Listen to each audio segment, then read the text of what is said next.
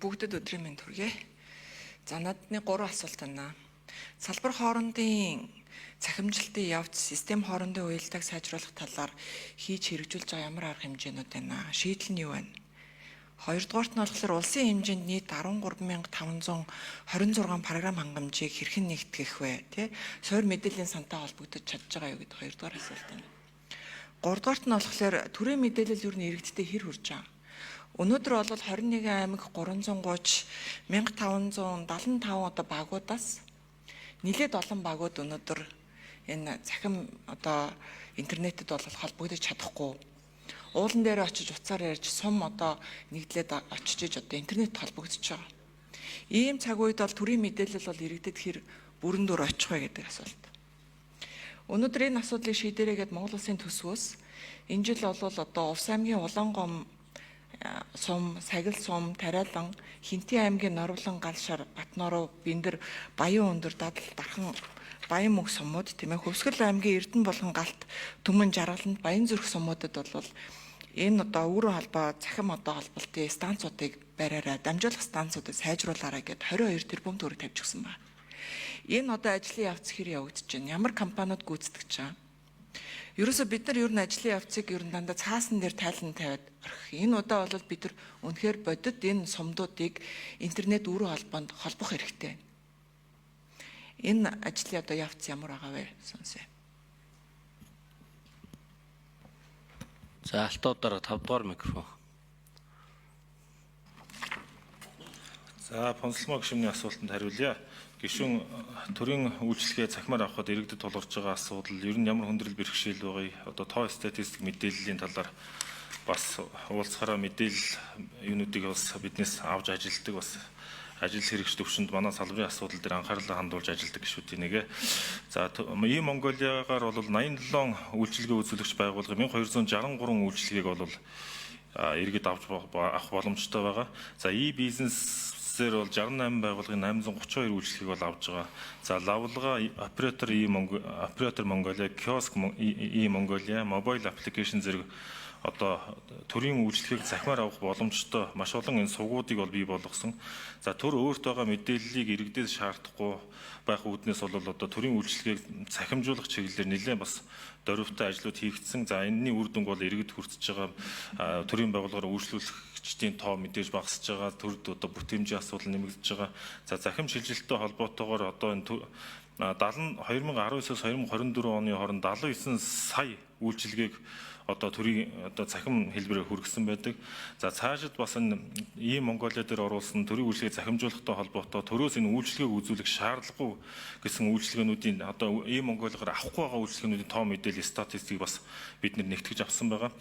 За цахим хэлбэр шилжүүлснээр нийт 52 байгууллагын 527 буюу 41.3% үйлчлэгийг бас иргэд бол тэр болгон авах шаардлагагүй үйлчлэгээ байна гэсэн мэдээлэлүүд байж байгаа учраас энэ төрийн үйлчлэгээний дахин одоо инженерчлэлийн асуудал дээр бид нар энэ анда гишүүнээр гаргасан ажлын хэсгээр тодорхой бас дахин талаасаа бид нар мэдээллүүдийг бол хөргүүлж ажиллаж байгаа. За харилцаа холбооны хоёр дахь асуулт дээр дурдж байгаа харилцаа холбооны бааз станцууд ер нь хүртээмжийн асуудал дээр бас гишүүн асуулт асууж байна.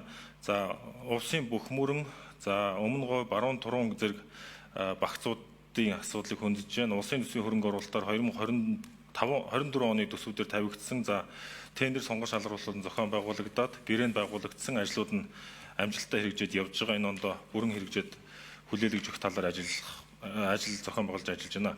За мөн одоо Увсын Улаангом, Сагил сум, Тариалан сумын ажлууд дээр гэрээ байгуулагдсан.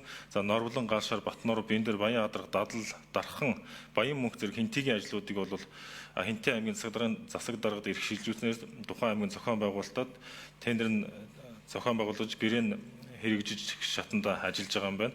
За Хөвсгөлийн Эрдэнэ болон Галт, Түнэл, Жаргалан сум, Баян зүрх сумууд дээр зохион байгуулагдсан ажил бол одоо гэрээ байгуулагдсан ажил нь явж байгаа. За ер нь ингээд улсын төсвийн хөрөнгө оруулалтаар одоо Монгол улсын бүх суманд үйлчлэгээ орсон. За зарим багийн төвүүдийг одоо үйлчлэгээнд холбох ажлууд бол улсын төсвийн хөрөнгө оруулалт болоод бүх нийтийн үйлчлэгээний үүргийн сангийн зохион байгуулалтаар явж байдаг. За үүргийн сангийн хөрөнгийг төвлөрүүлэх нь бол хувийн хвшил буюу тусгай зөвшөөрлөлтөд үйл ажиллагаа эрхлэгч байгууллагууд бол орлогоо төвлөрүүлдэг боловч улсын төсөв батлагдахад бол энэ жил тал дүнгээр батлагдсан учраас бүхний одоо зайлшгүй шаардлагатай бомбт төр гэдэг юм уу багийн төвүүд төр үйлчлэгээ оруулахад мэдээж төсвөөс хамааралтайгаар ингээд бас асуудлууд үүсэж байгаа. Цаашид бас бүх нийтийн үйлчлэгээний үүргийн сангийн онцлог тохируулаад үүргийн сан дээр төвлөрүүлсэн тухайн одоо оператор компаниуд тусгай зөвшөөрлөлтөд үйл ажиллагаа эрхлэгч байгууллагуудын хөрөнгийг нь шууд 100% тавьж өгж алслагдсан дэд бүтц шаардлагатай одоо хэсгүүдэд үйлчлэгийг хүргэх тал дээр бас ажиллах юм зайлшгүй шаардлага байгаа талаар оролцогч байгууллагуудаас энэ хүсэл гомдлууд удаа дараа бас ирж байдаг. За дараагийн асуудал дээр манай хэлтсийн дарга Батбаяр дарга нэмэлтээр хариулт өгчнө. За Батбаяр дарга 6 дугаар микрофон.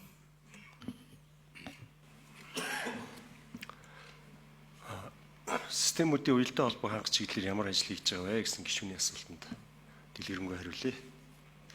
Ер нь системүүдийн хоорондын уялдаа холбоо хангахтаа бид нэр ер нь хур систем, төрийн мэдээлэл солилцооны үндсэн систем буюу хур системийг ашиглаж мэдээлэл солилцуулж байгаа.